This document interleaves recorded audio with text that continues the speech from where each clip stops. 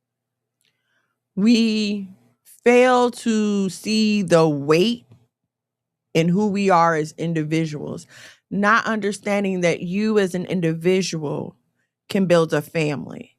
When you build your family, now you can reach another family. This family reaches another family. Now you have a strong community of believers. You can't begin to change a nation without a strong family. You can't have a strong family without a strong man and a strong woman. I'm not saying a perfect man or a perfect woman. I didn't say a wealthy man or a wealthy woman. I said a strong man and a strong woman. What do I mean by a strong woman? Don't get me twisted, because I'm not out here talking that black independent woman stuff. That is not what I'm saying. I mean strong in the spirit. I mean strong, able to resist the temptation of the world, because it's out there. It's coming, especially if you look like anything. Oh, it's there. But are you secure enough in what you've chosen to identify yourself as, that you know that, okay, no, this, I have to live this way. I have to live this certain way. I can't do those things. That's against who I am. I'm gonna tell y'all what, a lot of this, I feel like a lot of the reluctance to stick to your morals and your beliefs and the laws of the Most High is because you don't want to be thought of as bougie. You don't want to be thought of as arrogant. You don't want to be excluded. You don't want him to look at you and be like, oh, you doing too much. You asking for too much. Let me tell you something. Nothing was a quicker stop sign for me than a man telling me I'm asking for too much. Okay, bye.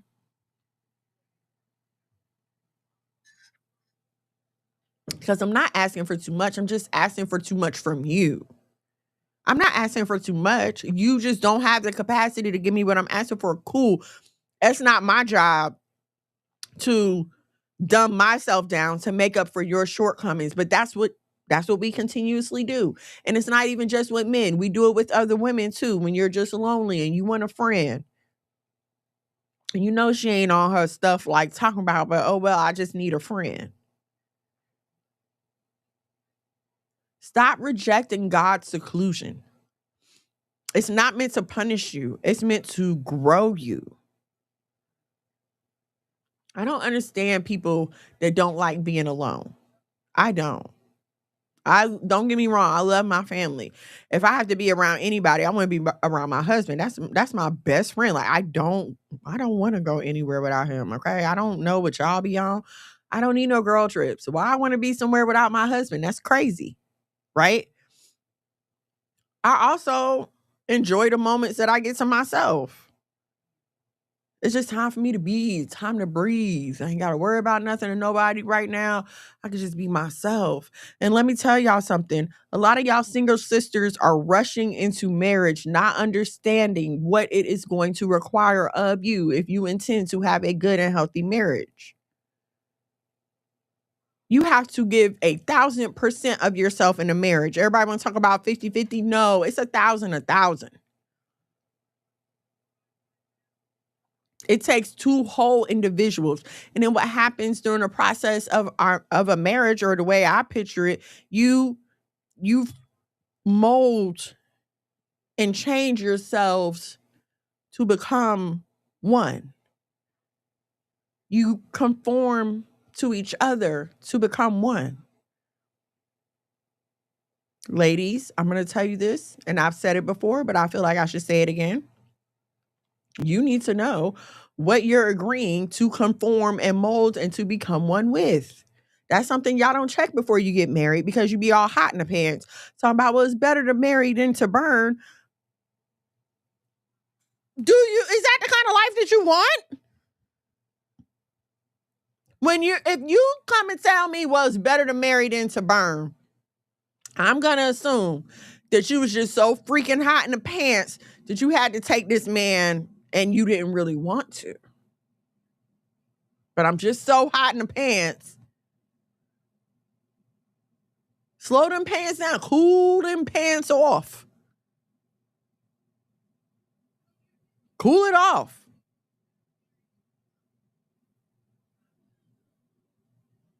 That's not the answer.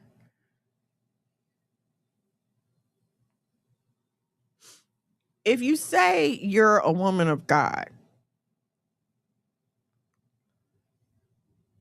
do you consider how you out here making God look? Or other women of God as well? Because it's just like being black.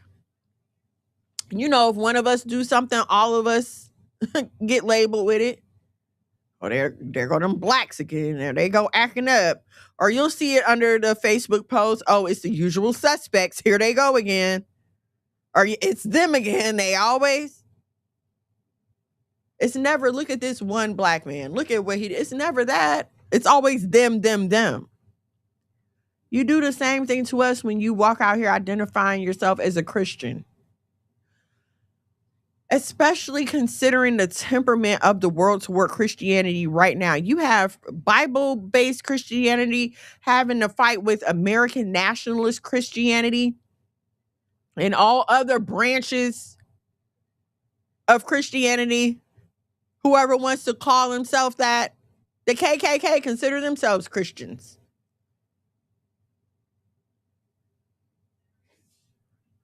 And this is why people should not have to go by what you say. They should be able to look at the life that you live to come up with a determination on how you identify yourself. Because true T, that's how you identify yourself. I could walk up to you today and tell you, I don't know, like, because I wouldn't want to identify as nothing but me. Like, I'm a black woman and I love that. Okay, but I could walk up to you and tell you that I'm really white, right? Like, yes, I just have a fabulous tan, but under here, I'm a Caucasian woman. But as soon as you hear me talk, as soon as you get in my car and hear the music, as soon as you, like, there are going to be things that are going to give me away to where you're going to be like, she ain't white like she's talking about. So it's the same thing when you walk around and call yourself identifying as a Christian. You're going to do something. You're going to behave in some kind of way that's going to let the people around you know, like, she ain't what she's talking about.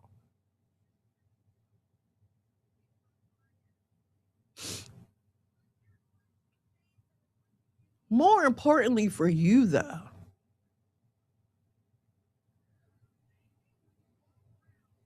I'm trying to think. There was a movie, and I can't think of this particular movie. Was it? Did he have on a mask or something? So you've seen movies and stuff where the person will be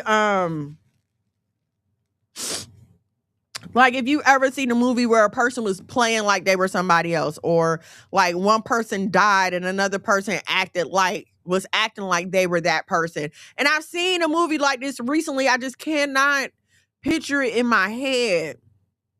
Right? But so the person that's acting like the other person, they have to remember to answer to the other person's name. Okay, like if his name is Johnny and Peter died, and now he has to act like he's Peter outside but still be Johnny at home. He got to remember, okay, when I'm out in public and somebody calls Peter, I have to answer. When I'm at home and somebody calls John, because they're not going to call me Peter at home, so when they call me John, I have to answer. You have to remember all these names and all these things that you're supposed to be doing, because Peter didn't like cold water, but John does. So now when John is out in public, he got to order hot water like Peter. You understand what I'm saying? You have to memorize two different personalities. And I can't imagine having to do that, because my personality alone, you know what I'm saying? That's a mindful. So now you're out here having to remember to live two different personalities. And if that's not being double-minded, baby, I don't know what is.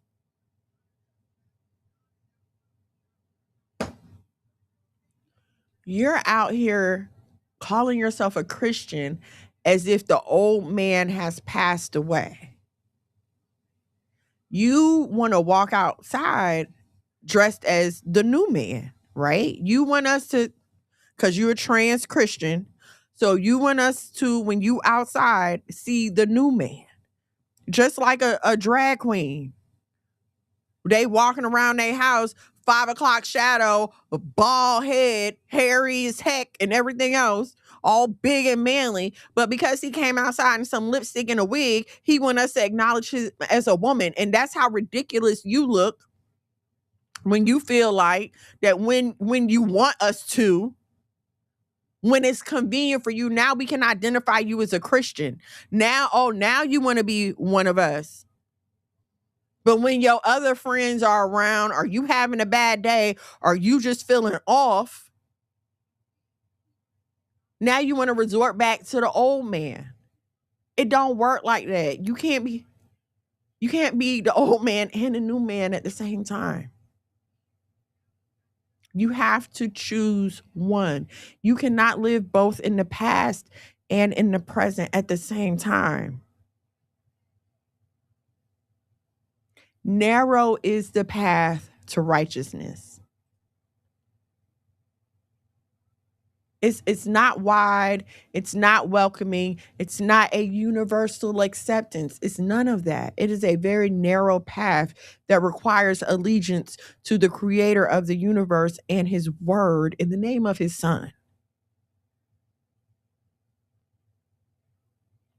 I was on Threads the other day, and this lady had posted about being an AKA, and she was saying that they told her that as an AKA she has to wear skirts to all of their meetings and all of their functions and stuff like that. And like, I don't believe that you should be a part of a sorority anyway, because they have their own God worship and everything else like that. It's not a secret anymore. But the fact of the matter is, she went and paid these people to be a part of their organization just to turn around and try to tell them that she didn't like their rules. Now, here's T, because she knew the rules before she joined the organization, right? She knew the rules. It's not a secret. I'm pretty sure they make sure you know what you're getting yourself into, okay? She knew the rules. She still went through the process. She still paid those people to join their organization. And then when she got up in there, she decided that, oh, I need to make some changes now. That's how y'all be trying to do Christianity. You know the rule. The rules are available to you. They are available in a hardback book. They are available on an iPad. They are available on a phone. They are available in multiple apps. The rules of Christianity are not hidden. It is not a secret at all. We don't hide them. We very much shout them from the mountaintop. You read the rules and you felt like, oh, I'm going to come in here. I'm going to do my little repentance prayer. I'm going to come up in here. And now that I'm up in here, I'm going to decide that I want to redecorate this thing to look the way that I want it to look. And no, ma'am, no ham, no turkey. Because even more superior to any organization in this world, you're not going to change the mind of God, our creator. What is wrong with you people? What is wrong with you? Trying to make the word say what you wanted to say, trying to twist it and make y'all had it wrong the whole time. Had it wrong. The words are right there for you to read, honey.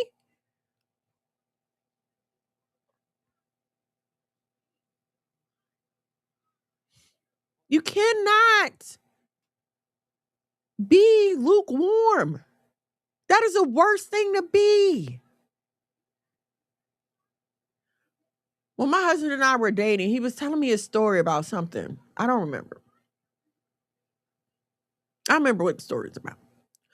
But my response to him from that story was, it would be a shame for other people to benefit from the gifts that God has given you and you not benefit from it at all. What do I mean by that? If you grew up in church, Twana, Shalom, and Shalom.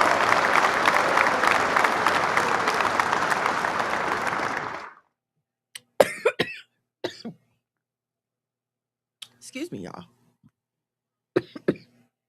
Okay.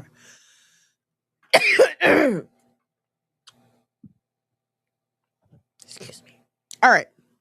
if you grew up in church, right, and they've ever told you that you had any kind of calling for ministry on your life, they told you you're supposed to be an evangelist, a preacher, a teacher, whatever. Once they figured this out about you in church, they stayed on you about it for your life. Like they would constantly remind you. I know they constantly used to remind me. So they will constantly remind you. Like people are praying for this outcome for you. Like once it's been determined that, okay, this is your purpose, people are praying for this outcome for you. They want you to be that.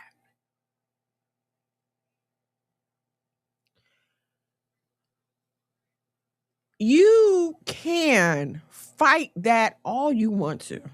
You can. You can walk in disobedience. You can go out here and decide you're gonna be the most criminal ever. You gonna be hell on wheels, slicing and doing whatever you think you big and bad enough to do. You gonna set out to do it, and you will pay the price for living that life. You will end up in jail. You will end up in prison. You will end up poor, broken, lonely. You will end up all of those things. But inevitably, because God's word cannot come back to him void, you will have witness to some people along that way. And those people will be living saved, sanctified, Holy Ghost filled, full of joy, full of peace. Because of what you said. But because you didn't do what you said, you're living in hell. Please understand that your purpose is going to be fulfilled, whether you go along with it happily or whether you have to be dragged, kicking and screaming. God is going to get his purpose out of your life. And the more you fight, the harder you're only making it for yourself. And once I realized that, I added that to my prayer. Like, Lord, please don't have me out here helping other people, and I'm sitting up here living like whoever and whatever. I don't want that to be my story. But that's how a lot of y'all are out here living. Because if the light is in you, it's in you. My kids always be like, it's not in me, it's not on me, it's in me. It's not on me, it's in me. That's what they say. So if the purpose of the Most High is on your life, baby, it's not on you, it's in you. You're not getting away from it.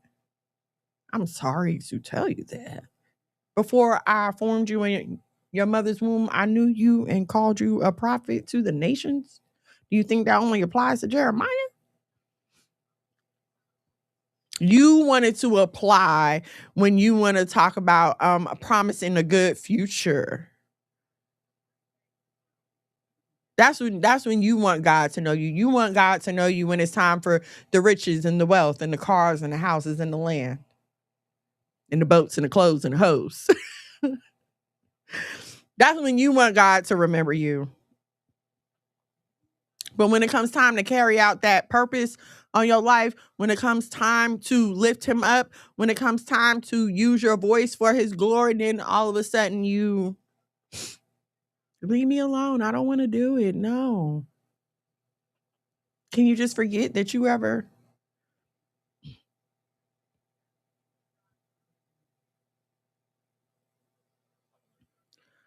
I'm tired of being embarrassed of being a Christian. I'm tired of being embarrassed of calling myself an Israelite. I'm tired of feeling like I have to explain to people when I say I'm a Christian what exactly that means. I hate that I have to do that.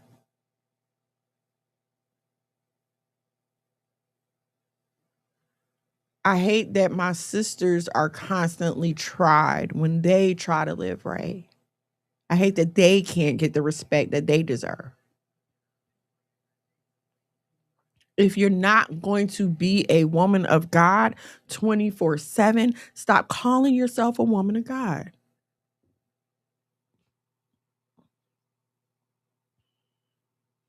If you are not going to love God with all of your heart, all of your mind, and all of your soul, then stop saying you love him. Stop saying it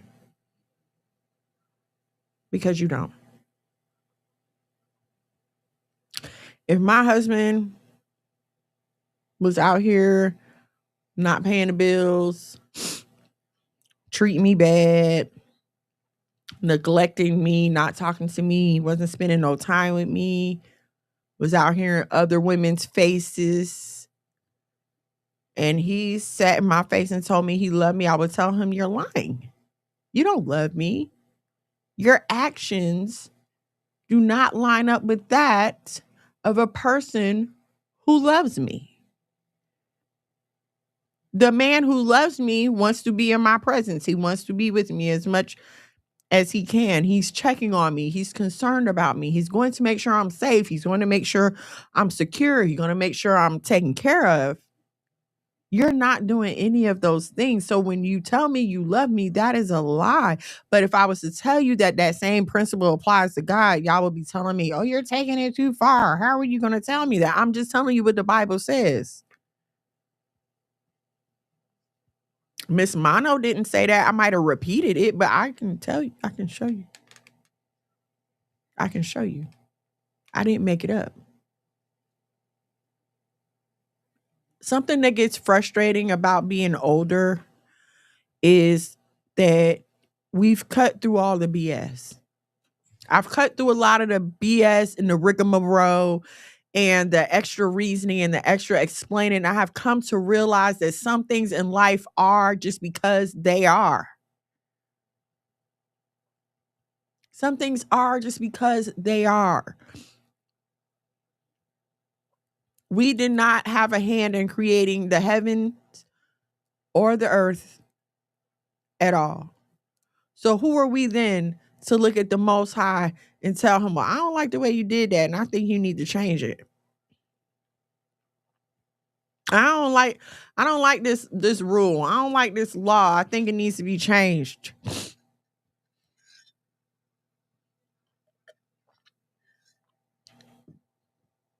But we do it. But we do it constantly.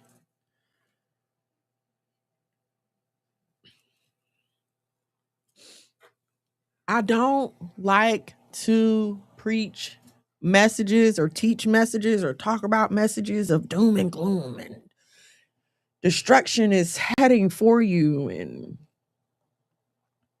blah, blah, blah. But I would be a fake and a phony, and I would not be doing what the Most High sent me to do if I did not come and tell you to stop playing with his name like that. Stop playing with his name, stop playing with his mental, stop playing with his top, stop playing with God like that. Lest you end up like Jezebel being eaten by dogs. It's time for us to wake up. It's time for us as women to get it together. We're the ones that set the standard. Yes, men hold the key to relationships, but it is the woman that sets the standard for that relationship. My husband could love me all he wants to. It was up to me to decide if this is the kind of love that I want. Do I want to be loved like this? Is this the kind of life I want to live? You have got to start setting the standard. And the fact of the matter is, if you can't uphold the standard by yourself, why should God send you a husband?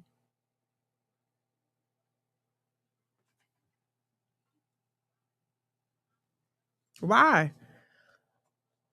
Because all you're going to do is not uphold the standard with him. And then you're going to have some non-standard upholding children.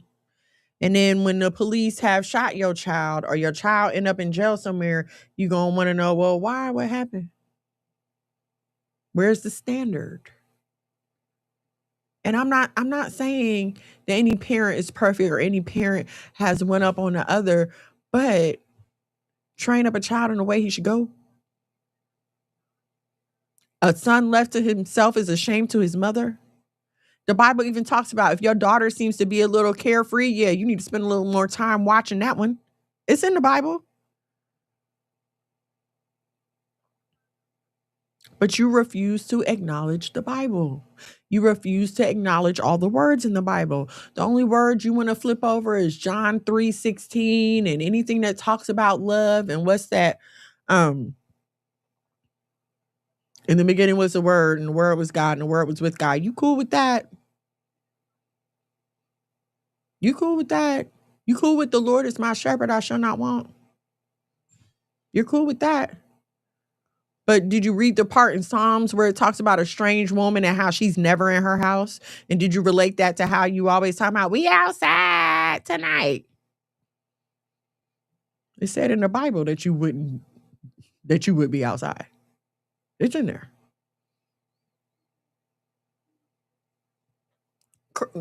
Listen, when I be finding this stuff in the Bible, it's in there. It's in there that you will always be outside, that you would hate at home. It's in there.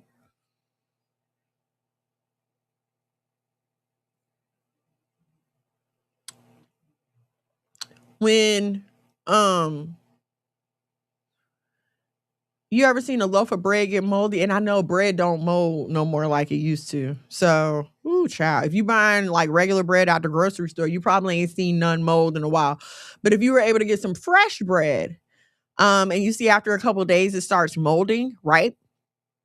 I don't know about you, but if I see mold on bread, I'm not going through the bread to find something that's not moldy because those spores have already started growing in the bread. And in fact, if you try to bite it, because I did try it before, okay? I did try it when I was younger and you could taste it. You can taste that something is wrong with this bread, okay? How the Bible says, a little leaven leaveneth the whole lump. It's that same kind of thing. And so when you only choose to read certain parts of the Bible, you're not allowing this thing to grow in you. Does that make sense what I'm saying? I think I might have twisted what I meant to say. That's not what I meant to say. I'm trying to this one of them freestyle chats, y'all. Okay, so work with me here. Okay, I'm talking about the mold in the bread. A little leaven, leaveneth the whole lump. I don't remember where I was going with that. So let's talk about something else. It'll come back to me in a minute. Let me run through these comments.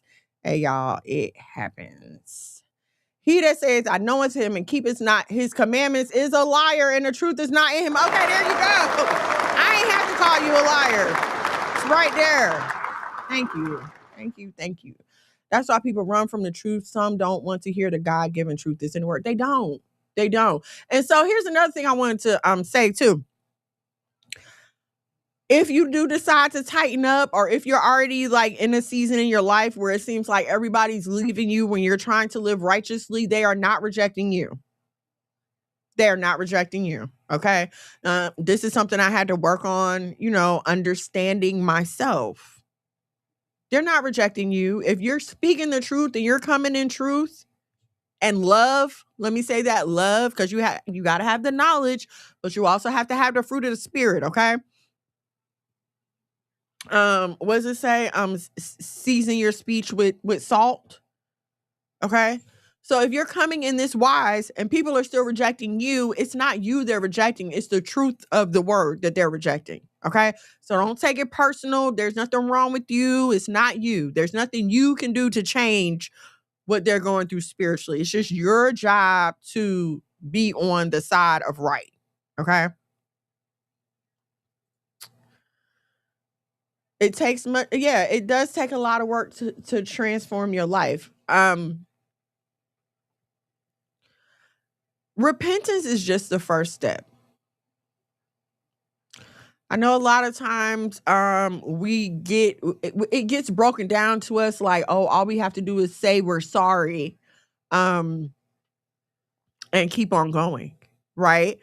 But repentance is not just asking for forgiveness, to repent. As in do again. Okay. So anytime you see you're doing something or you're turning around. Like when you hit the return key or the enter key on the keyboard, the cursor goes to the beginning of the next thing, right? It goes back and then you can keep going. The point of repenting is to go back and ask for forgiveness, turn to a new thing. If we want to take it like on the computer, what happens when you hit enter? You go to a new line. You don't stay on that same line. You hit enter, now I'm on a new line. I can write new things. This is a whole new blank space for me to start all over again. But unfortunately, what we've done under this hyper grace doctrine is believe that, oh, I can keep punching you and I can keep punching you. And as long as I come back and just ask you to forgive me, then you have to accept the fact that I'm punching you. Then, and not only do you have to accept the fact that I'm punching you, you have to believe that I love you while I'm punching you like this. I love you so much. You're so wonderful to me while I keep punching you. Does that sound right?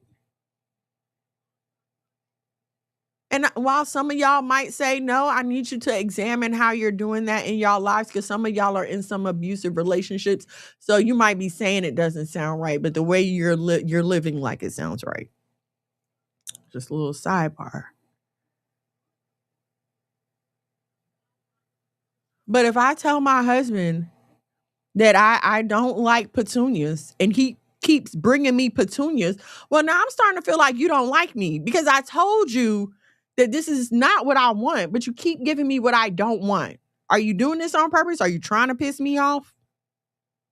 Why do y'all feel like the Most High in his conclusions, like why do y'all feel like he has trouble coming to conclusions?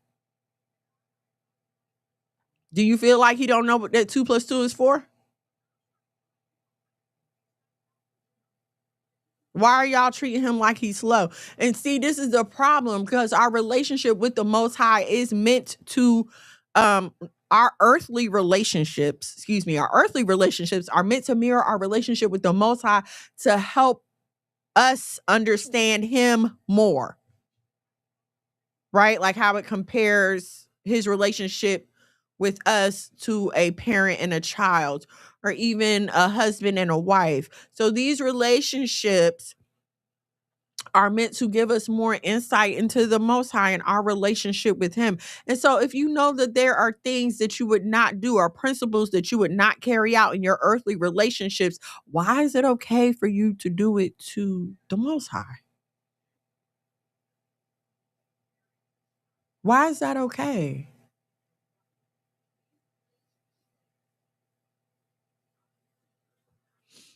I don't like to be fake. I've never been a phony person. I just can't do it. I can't do it, especially if I know you don't like me. Like, no, I don't want to come kick it with you. No, I don't. In fact, I don't. I've never been able to be phony. I've never been able to put on fake smiles. I've just not been that kind of person. You're not fooling God. You're not fooling him. He already knows. He saw you. Ever present. You only want him to be ever present when you need help, right? When you stuck somewhere, you need him to see you and help you. Then you want to be sending up signals and flares. Please help me. But when you want to go and do your little 1-2, please close your eyes. Don't look this way. And it don't work like that.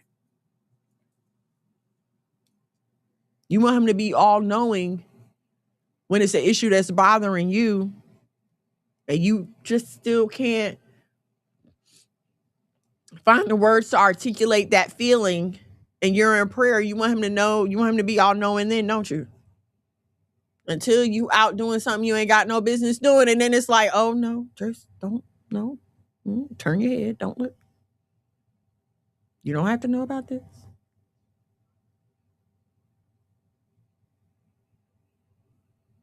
You can't turn your relationship with God off and on. But I also want to say that you may need to clear up some misconceptions about your relationship with the Most High too. Like, I do want to say that. Our grandmoms and moms, they may have handed down some incorrect teachings or some misunderstandings, and that's okay because we're supposed to grow it in knowledge as we grow, right? There's nothing wrong with that. So maybe you need to clear up some misconceptions about how your relationship with the Most High is to be conducted. And if you would like to, you can DM me and join our Bible study group chat where we talk about this very thing, okay? Shameless plug, had to get that in there. I want more than anything for all of my sisters to be at peace, to live in joy, to dwell in the fruit of the Spirit, I just want y'all to be elevated. I want you elevated.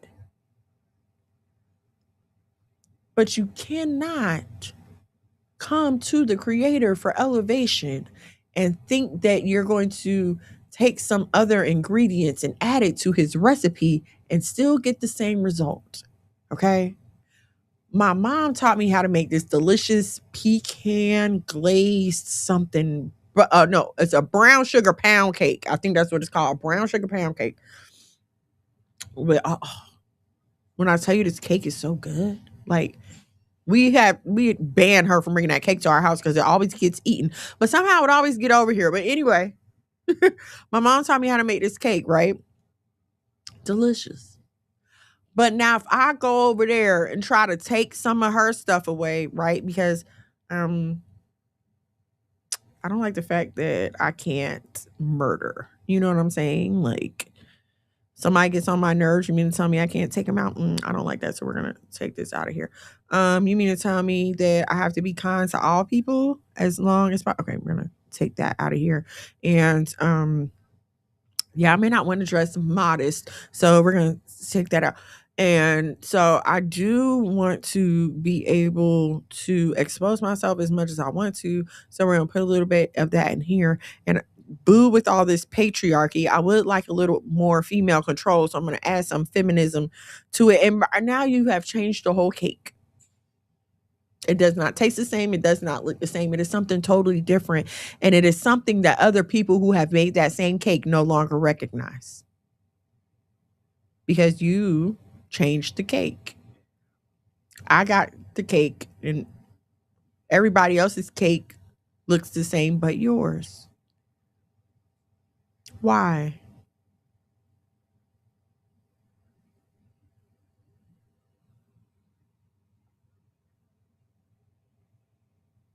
No, nobody, I don't think that anybody wakes up and is like, how can I sin today? I mean, I didn't do that. It was never my intention to wake up and go out and commit some sin. How can I be wrong today? What kind of trouble can I get into today? I mean, it was never that.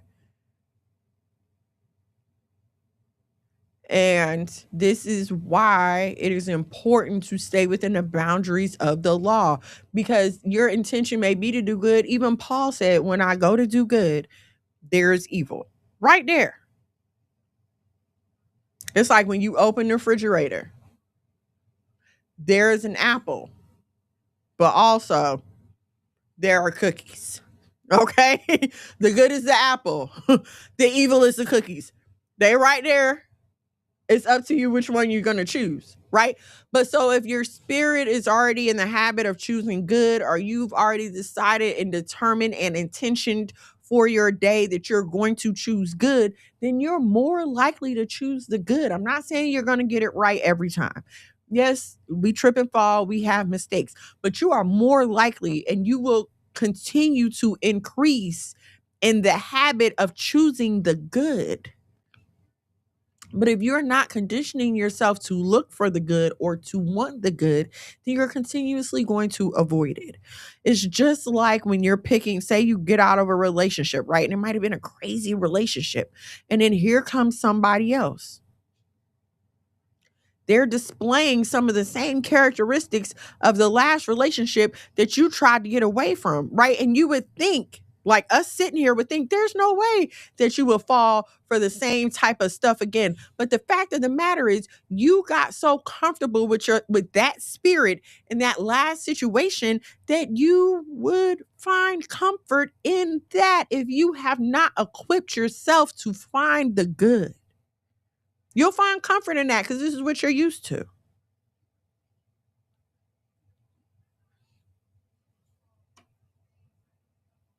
There were women, and I don't know if they still exist. I'm sure they're not on social media saying this loud and proud.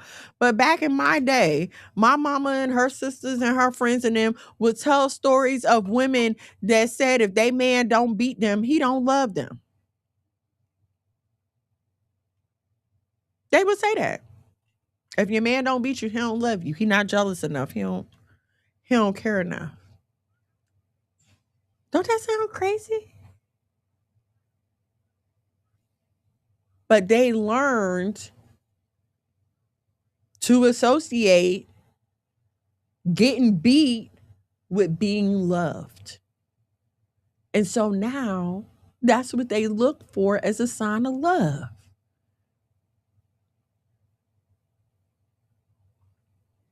Being beat on. That's what they're familiar with. That's what they've grown accustomed to. This is what they're going to choose. Unconsciously, this is what they're going to choose.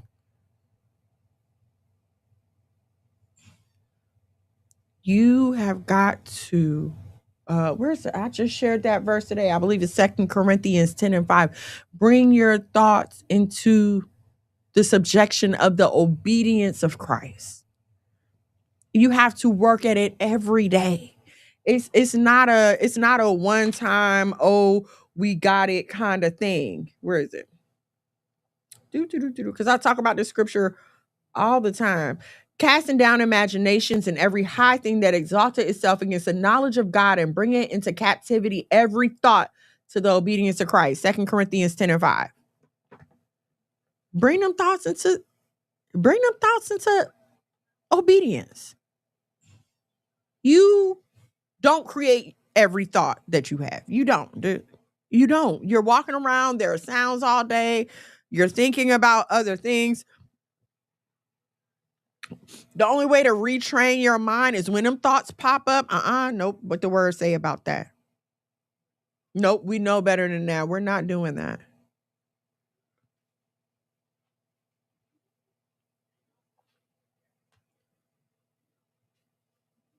Get you a name tag and wear that name tag 24 hours a day, 7 days a week. I'm a God-fearing woman, a descendant of slaves, a wife, a mother, a daughter, a sister, a friend. I'm all these things and I wear all these labels 24 hours a day. At no time ever do I have to switch out any of these labels. I don't live a life that requires me to lie about how I identify myself at any time. Are you living a life that requires you to lie about who you are? Are you living a life to where you're settling for things that you don't enjoy just to be around people? You sit up here engaging in hood activities when you'd rather be at the museum or at a ballet. But instead, you sitting on the porch passing 40s just to be around some people, not trusting in your faith, not putting the action behind your faith and working to elevate your situation. You just want to stay there and wallow in it.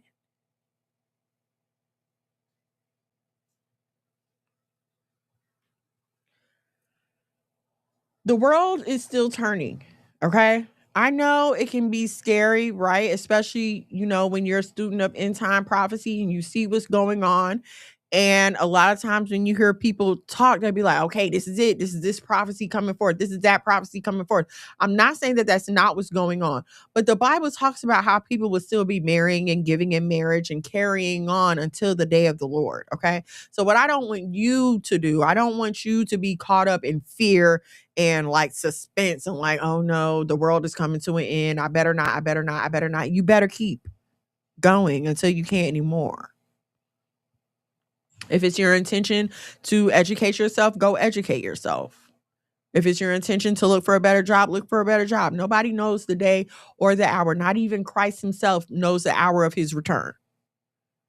Okay? So please, it's 2026. I'm sure there's going to be a fresh batch of Christ is returning on Friday, September 12th or whatever. It's going to be a fresh batch of those this year.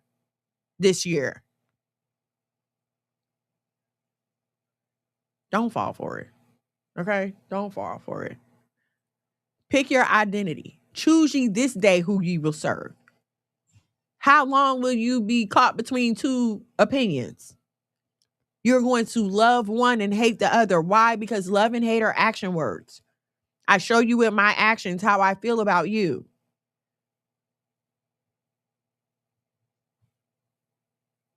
All right?